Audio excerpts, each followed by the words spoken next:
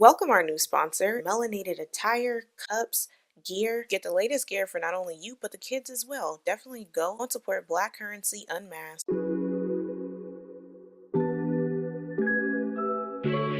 Hey you guys, I wanted to come on and give my comments regarding some statements that Tamar made on Celebrity Big Brother. She was giving some revealing statements about the current man that she is dating, who she has nicknamed T'Challa. I'm assuming that she doesn't want the public to know his real name. The comments that she made was very ironic, and it is almost parallel to the situation that she was in with her soon-to-be ex-husband Vincent Herbert, and her situation can also be applicable to other Black women who find themselves in similar circumstances. So definitely stay tuned for the video. You guys have actually been emailing me about how much you are raving over CarMarshal because you like the simplicity of the site as well as their customer service. They have over 100,000 cars in their inventory for you to select from, so definitely go down to carmarshal.com, tell them Paris Milan sent you. You guys always ask me, how do you keep your skin so clear? And definitely one of my secrets is Ash Kicken's African Black Soap, and they have other skincare products that you can use. So go down to ashkicken.com. If you use Paris Milan at checkout, you will receive 15% off. Again, go to ashkicken.com. He didn't date Black women, which is crazy.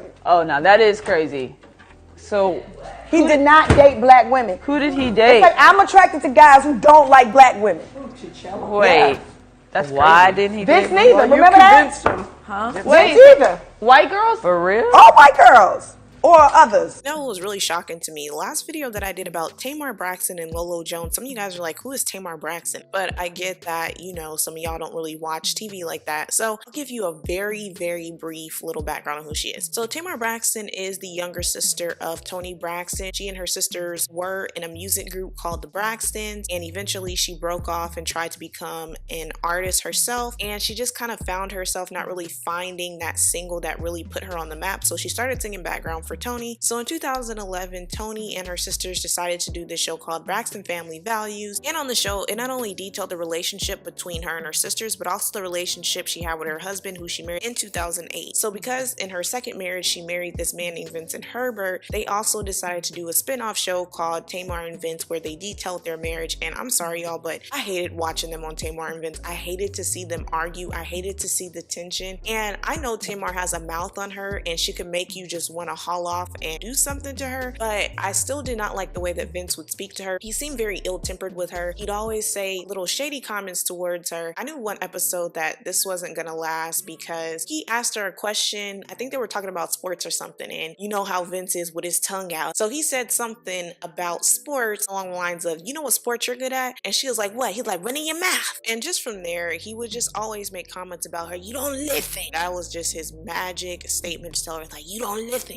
You talk too much. You don't listen. And it's just funny because somebody was talking about this, what Vince reminds them of. I don't know if you guys remember Bubble Bass from SpongeBob, where every time SpongeBob would make a Krabby Patty, he would snag his confidence because SpongeBob knew that he put them pickles in that Krabby Patty, and every time he would eat the Krabby Patty, he'd tell him there was no pickles in it. They found out after he was laughing with his tongue out that he had the pickles under his tongue the whole time, and somebody was saying that that's exactly who Vince looks like, is that Bubble Bass who always got his tongue out and got that bad body built shape. But anyway, that's a whole nother video. So again, their relationship just went downhill. They did have a child, Logan, but still it didn't really salvage much. And I think that what really created the strain was that Vince acted as Tamar's manager. She was on the show The Real for a couple of years, and people alleged that he was the reason behind her getting fired. It seemed like he was trying to be supportive in some ways in terms of her music. I mean, you know, when they'd be in the studio and they're replaying it, he'd be bumping his head, which is just a meme within itself. But aside from that, he really was slacking when it came to her career. And so I think that, coupled with their communicative errors, and there was also allegations between Tamar and Vince of abuse, where Tamar's mother, Evelyn Braxton, alleged that Tamar was physically abused by Vince, and also there were reports that Vince had bitten Tamar's finger. Them just not seeing eye to eye, Tamar decided to file for a divorce in 2017, and since then she has found herself a new man. So if you guys listen to my intro where I stated that the new situation that she's currently in parallels the situation that she was in with Vince. Now, when Tamar dated Vince, if you guys watched The Real, she did this little story time where she was discussing that Vince had a girlfriend and the girlfriend was white, and she did the Stiller Man challenge on a bit. Tamar did not make any qualms about him liking white girls. She even stated that she changed her appearance, which is why for so many years she was wearing them blonde wigs. You ever change anything for a man? Vince likes blonde head,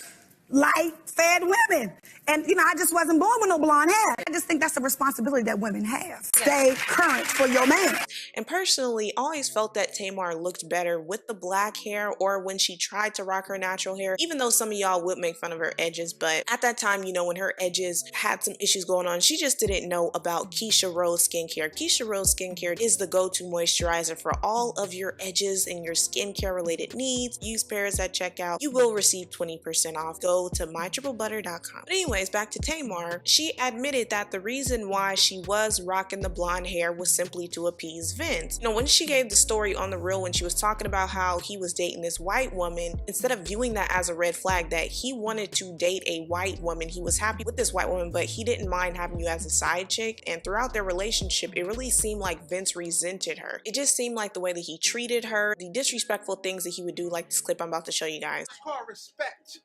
People don't know about that. You respect each other. You don't have no respect. So what's disrespectful by Instagram?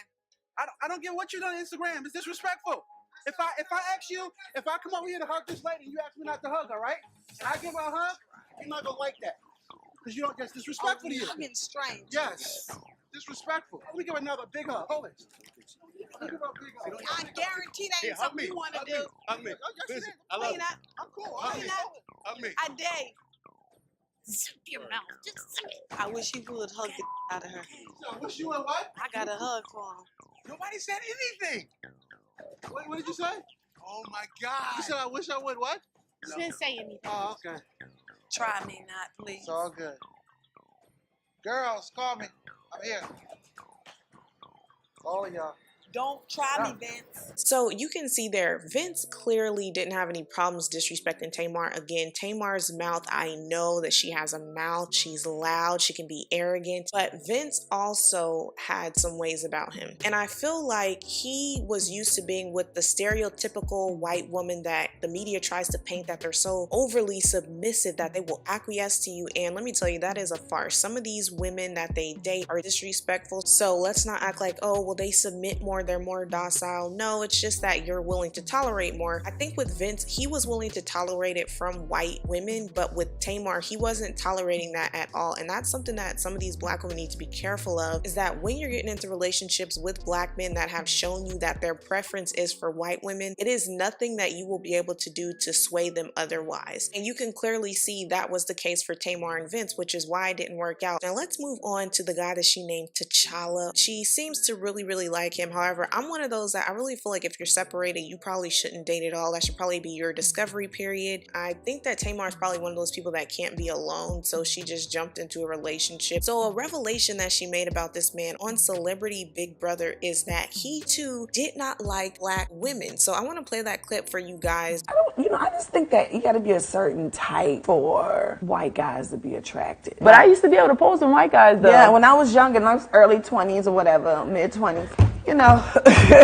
everybody was trying to holler. But like, then I got with my ex-husband. Is he white? No, my ex-husband is black. He's black. And when I said that shit, like after that ended, because I never thought that we would ever break up, ever. And when that happened, I was like, shit, I'll date whatever. I actually kind of was like over with black dudes. Like, all right, this not working, so let me just go ahead on to the other side. You working out? Okay, so then, did you go on some dates? No, I met T'Challa. Oh. And now it's a wrap again. But, God forbid, I'm not even going to say if that don't work out because I don't feel like that. Yeah, that's going to work out, sis. He didn't date black women, which is crazy. Oh, now that is crazy. So... He did not date black women. Who did he date? It's like, I'm attracted to guys who don't like black women.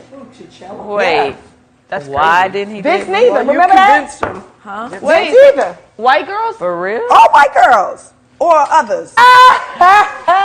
What did Mama Lo-Ann say? So you guys just saw that clip. She was his first ever black girlfriend. Now, Tamar is not a mixed race biracial woman. She is a light-skinned black woman. There's a difference between light-skinned black women and mixed race women. Light-skinned black women come from two parents that are black. Tamar got into a relationship with a man that clearly displayed to her he didn't like black women in the past. He didn't date black women. The only reason why he's with her simply is because he fetishizes women who have lighter skin or are non-black. This is simply a repeat of of the past relationship. Anytime that you have to be in a relationship where you have to completely do a 180 switch on your appearance to appease a man, you got to change yourself, you got to make yourself look like a certain race of women that he likes, but he doesn't necessarily like you and the race that you are naturally wrapped in. That is a person that has self-hate issues. No amount of blonde weave, no amount of bleach, no amount of fillers, no amount of plastic surgery is going to alter you into the race of woman that he realistically wants to be with. Now, I'm not knocking those who wear weave. If that's what you want to do, okay, but we're not talking about that. We're talking about specific situation where a man is going to be completely turned off by you if you do not regularly wear the blonde weaves. All you're doing is setting yourself up for the 3 S's, okay? These are the 3 S's that I live by. Anytime you settle, what follows that is sabotage, and what follows that sabotage is suffering. Okay, when you're with a man that's never been with a black woman before, they don't like black women, he's basically telling you that he's settling with you. Now with T'Challa, I really feel like the only reason why he's effing with Tamar being a light-skinned black woman, again, is because she's lighter skinned, and secondly, because she is in a certain tax bracket. I also mentioned sabotage. If you guys notice with Vince and Tamar, again, they had allegations of abuse going on, and in terms of her career, Vince was really effing over Tamar in terms of her career. Again, he is allegedly the reason behind why she got fired from The Real. I don't understand how he made Lady Gaga's career take off, yet his own wife is a talented singer and he didn't do the same thing for her. And it just goes back to what I was saying about settling. I do not feel that he really wanted to be with Tamar. I think that white girlfriend that he was dating at the time is who he actually wanted to marry. What happened after the sabotage is the suffering. Tamar then went on to cut off her freaking hair, and for you to go to drastic measures to get your hair shaved off, you were going through something. I'm not talking about somebody that's shaving their hair off because they want to do the natural challenge. She wanted to let go of what she felt was like her past life, and part of that was her changing her hair. But my thing is, like, you could have prevented all of that being with a man like Vince that showed you from day one that he liked white women. And what's bound to happen in situations where you're dealing with a black man that clearly has a fetish for non-black women, you're gonna end up in a B. Smith situation where his wife fell ill. That was his time to start running amok, and that's exactly what happened. And now he's with the race of woman that he liked the entire time. Now, if you want to be in a situation where you're dealing with a man that really doesn't give a F about you, and in your end of days, he's really running through your money and you're sick and he's letting you go on buses by yourself, and hey, let's say you even become wheelchair bound, he'll put you at the top of the hill and said you roll down it yourself, or put you in a corner and let little roaches run over your feet and let you be peeing on yourself smelling like mildew. Y'all know that I am going to the far extreme, but I'm just telling you how real this crap is. If you are effing with a man that clearly does not like black women and does not like the image of himself, he is not going to be there in your time of need. He is simply going to use your funds to be able to fund the lifestyle that he now wants to live with his non-black woman. And the sad part is, if she's non-black, society will view this black man as a victim for the sake of this white woman lucking up on your black behind's money. But if the tables are reversed, they're gonna stomp you the F out in the media. They're gonna literally get somebody to F you up, and financially they're gonna F you up. So we need to think clearly here. And something that some of these black women don't understand is that a lot of these black men that are in relationships with white women, they love to have black side chicks because they don't necessarily want to date you, they don't want to take care of you, but they do like to have fun with you. And with these white women, those are the women that they realistically want to be with because they have self-identity issues. Like Nick Cannon stated himself, they view these women as status symbols. They view them as trophies, that they are this forbidden fruit that they would get their lives taken to be with. And when they realize that they kind of lucked up in life and they started to acquire a certain social status, then they feel like to match their social status, they're going to get with a race of women who is in a higher social status, and that is typically white women, because they've propped it up to where they have made their own women the standard of beauty, and they have made their women be